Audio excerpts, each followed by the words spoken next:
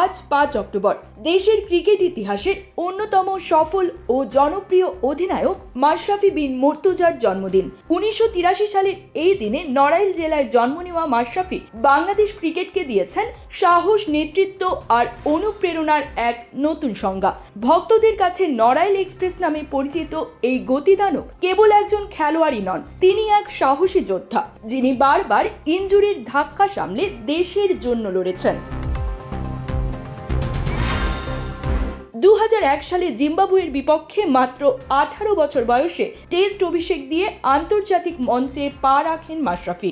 সেই ম্যাচে ৪ উইকেট নিয়ে নজর কাড়েন। এরপর ওয়ানডে ও টি-20তে নিজের জাত চিনিয়ে ধীরে ধীরে হয়ে ওঠেন দলের অন্যতম ভরসার জায়গা। ২০০৬ সালে কেনিয়ার বিপক্ষে মাত্র ২৬ রানে ৬ উইকেট শিকার করে এখনো ওয়ানডেতে বাংলাদেশের সেরা বোলিং ফিগারটির মালিক তিনি।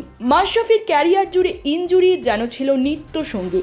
হাঁটুতে ১১ বার অস্ত্রোপচার সত্ত্বেও তিনি বারবার ফিরে এসেছেন আরও শক্ত হয়ে। ২০১১ সালের বিশ্বকাপ খেলতে না পারা ছিল ক্যারিয়ারের অন্যতম দুঃখজনক অধ্যায়। তবে ২০১৫ সালে বিশ্বকাপে অধিনায়ক হিসেবে দলকে কোয়ার্টার ফাইনালে তোলার কৃতিত্ব তারই।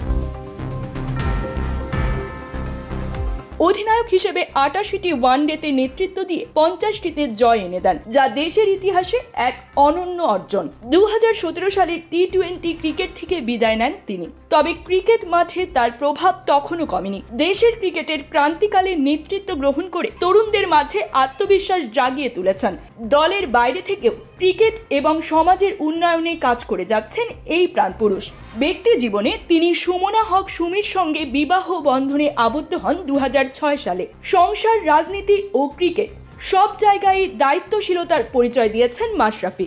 আজ এই বিশেষ দিনে কোটি ভক্তের ভালোবাসা ও শ্রদ্ধায় সিক্ত হচ্ছেন তিনি। জন্মদিনে মাশরাফি বিন মুর্তজাকে জানাই হৃদয় থেকে শুভেচ্ছা ও অভিনন্দন।